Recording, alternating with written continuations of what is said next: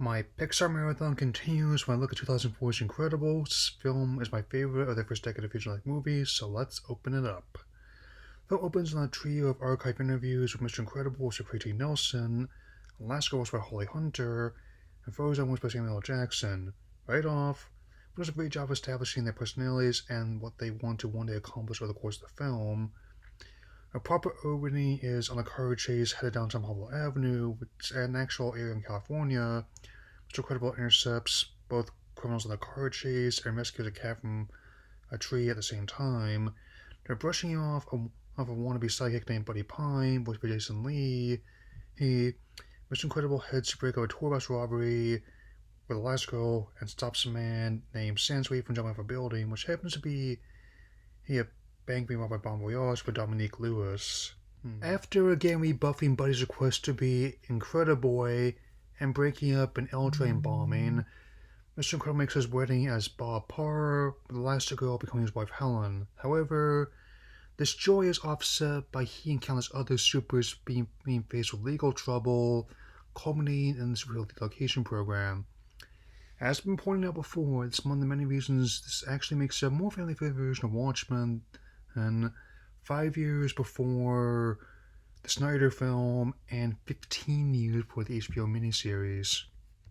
Speaking of which, 15 years, 50 pounds later, Bob is an insurance adjuster working for the stingy Mr. Huff, voiced by character actor and Disney regular Wallace Shawn. I'll address this more in the next couple of years, but it's not hard to suggest he's a takeoff on Eisner, who the people at Pixar did not get along well at all, to put it mildly with. It's the design and penny pinching that really do it.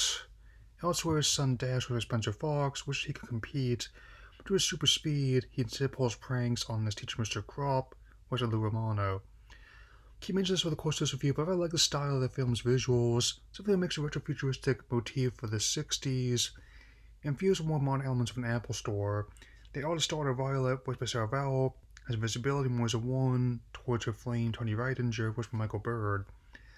There's also the youngest son, Jack, voiced by Eli Fusil and Maeve Andrews. More on him later. I also love this bit of Bob getting home in his much smaller, less impressive car to surprise his neighbor Rusty. The dinner scene also does a good job establishing their family dynamic, and also makes a good template for the planned Fantastic Four reboot, which we'll get on Phase 4 and 5. Bob also finds out his friend and colleague Gazer Beam has gone missing before Frozone, civilian named Lucius Best, comes over to take Bob bowling. In reality, the two are having a stakeout while listening to a police scanner, all not knowing they're being watched by a mysterious woman with white hair. To catch wind of a fire, decide to rescue the people inside, while nearly being mistaken for thieves after accidentally stumbling into a jewelry store nearby. So a woman says Bob is the one they're looking for over the phone, but turns out very disappointed at Helen, and dog in this one's one of my favorite attributes. After they and the children retire for the night, Bob is called into Mr. Huff's office in Jericho the next day, into one of my favorite scenes in the movie. Just love the way he delivers the line to open the meeting. I'm not happy, Bob. Not happy. The exchange of whether or not they should help people takes place the same time someone else is getting robbed outside, and ends with Mr. Huff being thrown through the wall. Bob is let go, but it's not like Huff didn't deserve it. Bob is then met by Agent Rick Dickert, voiced by the late, great Bud Lucky, who is easily one of my favorite characters in this film. After returning home and ripping his company manual in half with his bare hands, said manual is about as thick as a phone book, he discovers a message in his briefcase about a new job from the woman from earlier. Her name is Rose, voiced by Elizabeth Pena, and Bob was also happy to take the assignment. The message also self-destructs, Mission Impossible style, which the same director would also work on later. However, this time it sets off the sprinklers and smoke alarms. Bob covers what he's going to contact the tenants after his assignment. Bob, back in Mr. Incredible suit, is assigned to contain an experimental defense robot known as the Omni Droid, and must shut it down without completely destroying it. It's dispatched to surface by an airdrop. I must say, I particularly love his Michael Giacchino's musical score, especially during the fight scenes, as Bob's fight with the Omni Droid.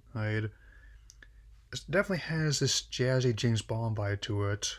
Though Bob is out of practice, damaging his suit and briefly throwing out his back, he does manage to trick the Omni Droid into ripping out its own CPU. Whoa. So much for shutting it down without completely destroying it. Still, Mirage and her superior are impressed as observed through a hidden camera and a bird. The dinner scene is also a great way of establishing tone with Bob claiming everything's delicious, telling how he improves himself and the stature of his family before going to see an old friend about his suit. Said friend is Edna Mode, or E for short, voiced by the film's director Brad Bird. Fun fact, Bird originally had Lily Tomlin in mind for the role, but upon doing an impression for her, she suggested he could do it himself. He did, resulting in one of my favorite characters in the film. She grudgingly agrees to fix Bob's old suit, but also designs a completely new one for his next mission on Madison Island. I see what they did there. As Helen discovers E's work, I must note how much I love the character design in this movie.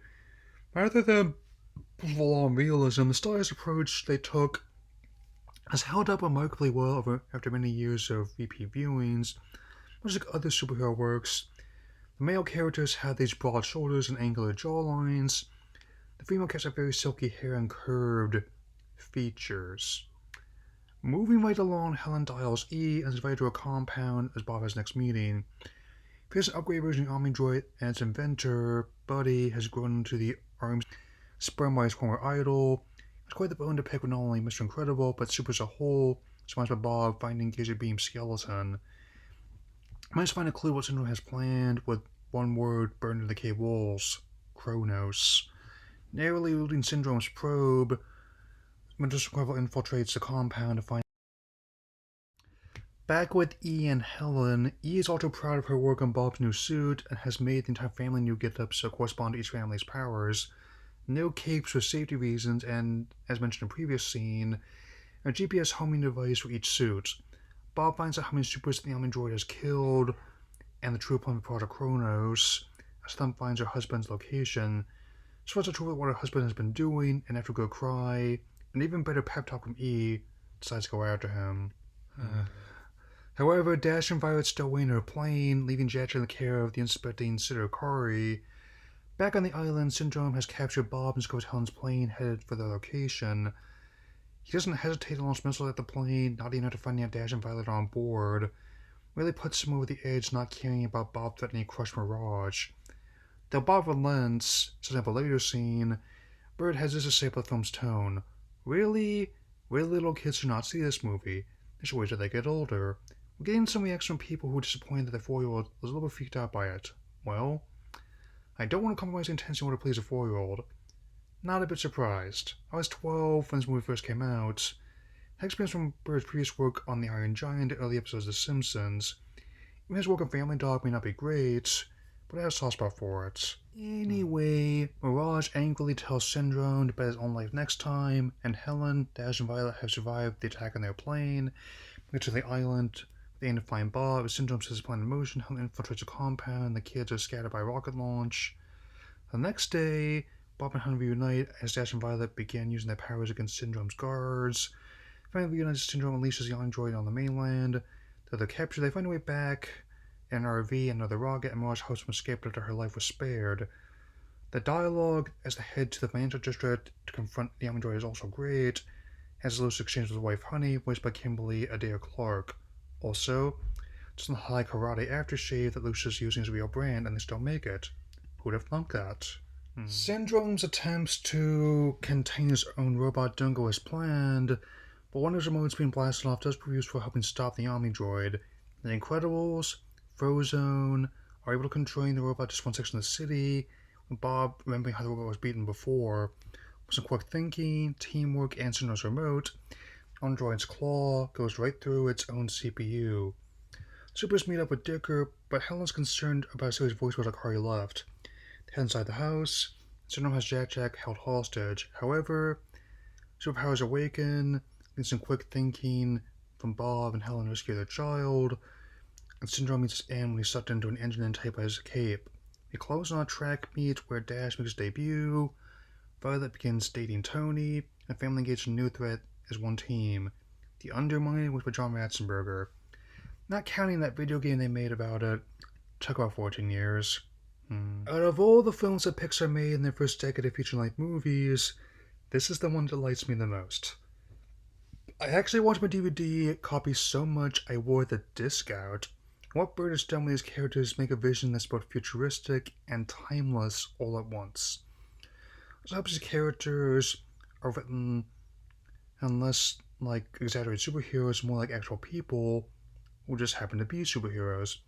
The film was also naturally a big hit, making $261 million in the US with $631 million worldwide, easily making it one of the biggest hits of 2004.